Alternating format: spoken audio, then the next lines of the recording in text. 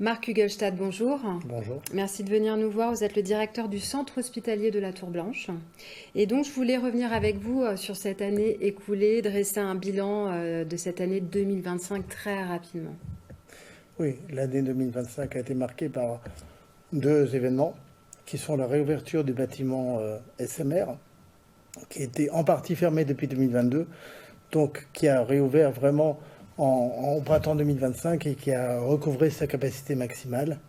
C'est important parce que c'est un bâtiment à vocation régionale, d'une part, et puis d'autre part, le redressement financier de l'hôpital qui poursuit son chemin depuis 5 ans maintenant et qui est en bonne voie malgré une fragilité financière que connaissent tous les hôpitaux, notamment les petits hôpitaux. On va y revenir. Alors SMR, juste pour préciser, services médicaux de réadaptation.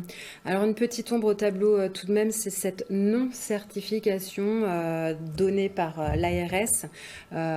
Donc il y a eu l'hôpital de Châteauroux. Voilà, qui a subi cette non-certification. Est-ce que vous pouvez nous expliquer clairement ce que c'est en fait cette certification? Oui, en fait la Haute Autorité de Santé, HAS, définit un référentiel national qui s'applique à l'ensemble des hôpitaux de France, qui est un référentiel sur lequel on se base pour comparer les écarts qu'il y a entre les pratiques réelles des hôpitaux sur le terrain et ce référentiel. Ce référentiel est très exigeant et c'est bien normal. Il recouvre beaucoup d'items. Il ne recouvre pas que la qualité des soins et la sécurité des soins, mais bien d'autres choses. Donc l'hôpital d'Issoudun a subi une expertise, une visite il y a 1 an et demi. Et malgré nos scores importants, la HAS vise l'excellence. Donc malgré nos scores importants, la HAS ne nous a pas certifiés. D'accord. C'est ça vraiment le point. Encore une fois, si la qualité des soins et la sécurité sont en cause, d'autres mesures seraient prises par l'État, ce qui n'est absolument pas à l'ordre du jour. Et je crois que la population du bassin d'Issoudun ne s'y trompe pas, vu l'activité de l'hôpital grandissante depuis un certain nombre d'années, depuis l'après-Covid notamment.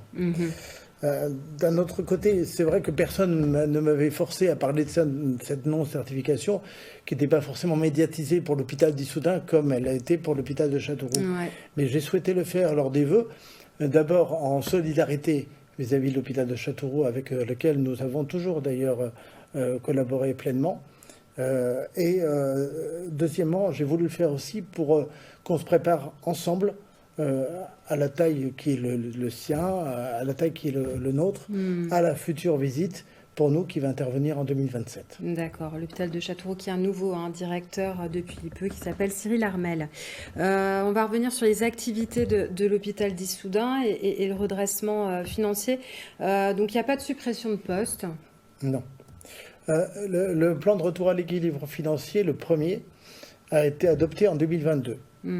En 2022, l'hôpital était en très grave difficulté financière, il faut le dire.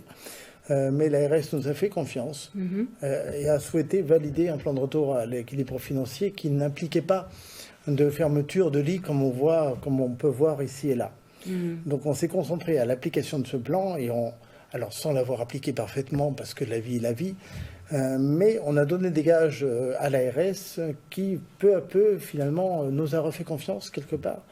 Et avec le docteur Minois, qui est le médecin élu parmi la communauté médicale, on s'attache tous les deux à essayer de pratiquer une médecine qui soit à la fois éthique, mais aussi responsable et viable économiquement. Très bien. Et donc le plan, ça sera quoi votre plan de redressement? Ça va s'articuler comment? Alors donc ça fait 5 ans que nous appliquons déjà un premier plan. Ce premier plan a été réajusté l'an dernier justement ensemble avec l'ARS qui a renouvelé sa confiance et je tiens à leur remercier ici. Le plan se base sur 2-3 idées simples. D'abord des dépenses maîtrisées, normal, c'est logique. Oui. Mais aussi une croissance de l'activité pure qui croît sur le bassin d'Issoudun, c'est un fait. Ouais. L'organisation de l'activité, parce qu'il ne s'agit pas de pratiquer une activité comme ça, il s'agit aussi de l'organiser, cette activité. Et puis sa valorisation, parce qu'un hôpital marche avec des recettes qui sont recouvrées par l'assurance maladie, et ces recettes viennent de l'activité médicale qui est pratiquée. Donc si cette articulation est bonne, logiquement on devrait atteindre l'équilibre assez rapidement en 2028. Très bien. Les bâtiments de l'hôpital sont vétustes, on peut le dire. Oui. Hein, et Oui. donc là, il va y avoir peut-être besoin d'un rafraîchissement d'ici quelques années. Il va y avoir un petit schéma immobilier qui va se mettre en route. Oui, on a deux types de bâtiments principaux, si on met à part les EHPAD, qui sont des bâtiments à part.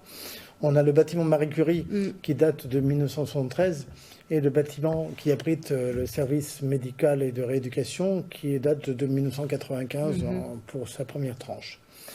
Pour le bâtiment de 73, il est évident qu'il est vétuste et que la condition d'accueil se dégrade. Ouais. Donc on va réfléchir à comment on peut d'abord faire sans envisager de reconstruction, puisque ce n'est clairement pas l'heure du jour, ni financièrement, ni de manière écologique, ni bon. Donc il va falloir essayer de réfléchir avec l'ARS justement, avec aussi le président du conseil de surveillance, à qu'est-ce qu'on peut faire dans ce bâtiment qui améliorerait grandement les conditions d'accueil des patients. Mais réfléchir, ça ne veut pas dire financer, hein, qu'on soit très clair. Bien sûr. C'est-à-dire que le principe de rénovation de ce bâtiment, je pense que tout le monde partage. Mais ensuite, comment on le finance, c'est une autre affaire et on va y travailler toute l'année 2026 avec notamment l'ARS. Et ce qui est intéressant dans ce schéma directeur immobilier, c'est qu'il ne prévoit pas que la rénovation d'un seul bâtiment, mais il concerne tout l'établissement.